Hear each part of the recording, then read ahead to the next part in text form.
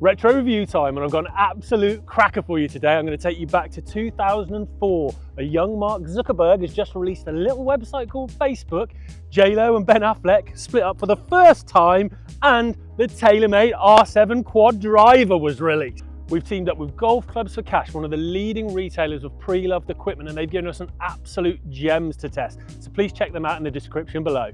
Now, to the best of our knowledge, this was the first ever driver with adjustable weights. These 4 weight ports have got 2 wide at the front here, 2 close together at the back, and they housed a couple of 2-gram weights and a couple of 10-gram weights. And the idea was you could move these around in whatever area you wanted in the club to create different flight preferences through moving that CG. Now, people used to do this with lead tape for years and years on tour, and this driver negated the need for that, and you tend to see it in almost every modern day driver now. Now, we picked this up for the bargain price of $31.99, so we better go and see how it performs. So I've come down to the 5th hole at the beautiful Stoke Park Golf Club because I wanted to get some baseline data. I brought with me my full swing kit launch monitor, and I just want to get a flavour for what it's doing from a spin and launch perspective. Now, down behind the ball, it's actually a really interesting look. It looks really small, but it's 410cc, which isn't actually that small. Most modern day drivers max out at 460cc, but because the face is so very, very deep, there wasn't enough spare mass to push it back and wide to give a larger footprint like some of the modern drivers. So it's actually a deceptive look. So let's hit a couple of ways and see what data I can get.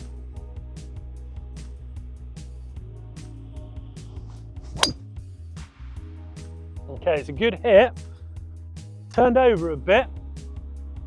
Decent clubhead speed, 165 on the ball speed, 2.8 of spin and 267 in total. Not too bad.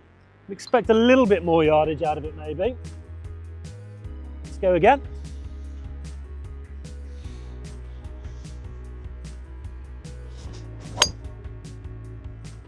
Okay, slightly better struck, a little bit more on line. Ball speed at 165. Spins popped up a bit there, nearly 3,500 revs and 274 in carry distance. So quite pleased with that. For $31.99, that's not bad at all. So let's put it up against the modern day equivalent and see what we get. To see if that R7 Quad can still perform, I've put it up against one of the latest and greatest from TaylorMade, the Qi10, and I've got the LS model because it's the most adjustable of that family. So I'm going to do the same. I'm going to hit a couple away, get some baseline numbers, and let's see how it gets on. Great hit, a little bit left, much higher on the ball speed, so into the 170s there, spins right down at 2.1, and that's carried at 2.83, so there's more yardage in it. Let's hit another one away. So yeah, it's noticeably quicker off the face. That launched at a similar height, but yeah, ball speed up again, in 170s, a little bit more spin that time, near 3,000, 290 on the carry, so there's definitely more in this from a speed point of view and a raw ball data point of view, but that's not what this is about. This is all about adjustability. So we're going to start moving some weights around and see how much we can manipulate that ball flight with each of these drivers.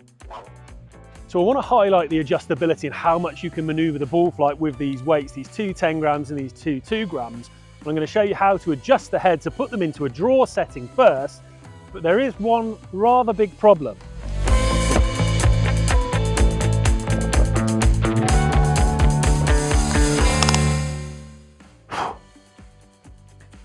As you can see, that was very, very slow and not that easy to do. Now, it's not the end of the world. You're not going to be moving these weights around all the time, and obviously you can't during the course of a round, but it is something to note. It is quite a cumbersome process, but we're in the draw setting now, so let's hit one away and see if we can get it moving. Well, that was a nice high draw. Started just at the bunker on the right, turning over into the middle of the fairway, and I felt I put a very, very similar swing on that. So the CG change really does seem to have done what it's supposed to do there. So you're going to have to bear with me a second when I change these over into the fade setting. Let's see if it can do it on a left to right shot.